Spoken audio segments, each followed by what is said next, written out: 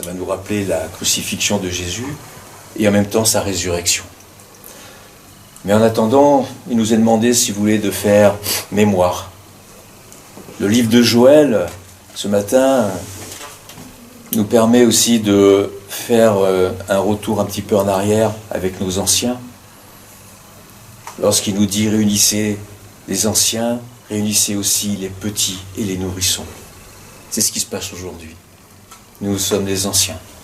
Il y a les enfants, les jeunes, et il y a les petits. Ce n'est pas des nourrissons, mais ils sont un peu plus grands. Mais ils sont là, à nous regarder. Il y a les roubles. Oui, ma doudou. Tout de suite, nous passons ensuite à la lecture de Saint Paul. Ce Saint Paul qui nous guide, qui nous met un petit peu la pression pour nous demander de nous réconcilier avec Dieu. Il est assez virulent, mais c'est des moments aussi où nous avons besoin de nous faire un petit peu violence, de faire mémoire. Voilà, il vient à notre secours. Au jour du salut, je suis venu à ton secours. N'oublions pas, qu'est-ce que nous demandons dans nos prières? Qu'est-ce que nous demandons dans nos chambres intérieures? Voilà, les cendres nous rappellent et nous posent la question, mais qui sommes-nous? Et d'où venons-nous? De la poussière? De la lumière? Les cendres nous ramènent à la vérité fondamentale de la vie. Aucune de nos pratiques religieuses n'achète la beauté et le pardon de Dieu. Elles nous sont données sans condition. Ces pratiques, elles ne sont pas non plus destinées à devenir des instruments de valorisation sociale par la piété. Cette dévotion ardente à Dieu. L'Évangile nous le rappelle ce matin. Quand vous priez, ne soyez pas comme ceux qui se donnent en spectacle. Ne soyez pas non plus tristes. Ne faites pas voir que vous souffrez, ne faites pas voir que vous êtes malheureux. Ces pratiques nous sont proposées pour nous ajuster toujours davantage à l'amour réconciliant de Dieu.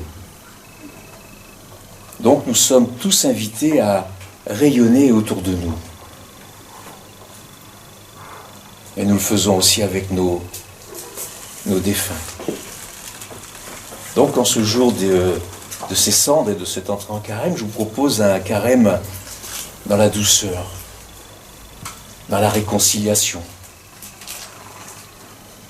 Je vous propose de nous préparer de réparer bien sûr aussi et de décider au plus profond de nous-mêmes de réparer les liens abîmés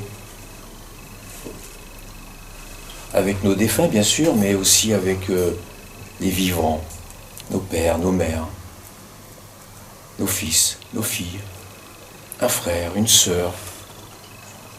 Pour nous réconcilier avec lui, Dieu nous a rendus autres. Il nous a rendus transformés. Arrachons-nous de nos pensées et soyons comme des enfants, tournés vers l'émerveillement de la vie. Alors, dans la douceur que l'on voit la joie sur nos visages, que l'on sente que le parfum de la liberté est présent en chacun de nous, et qu'on libère cet amour qui fait toute chose nouvelle.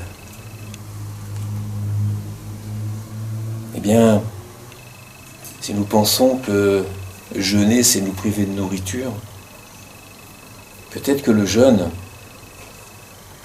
nous permet aussi de ne pas avoir un air abattu, comme les hypocrites, mais d'être dans cette joie. Alors je vous dis tout simplement une phrase. Convertissez-vous et croyez en l'Évangile, la bonne nouvelle. Amen.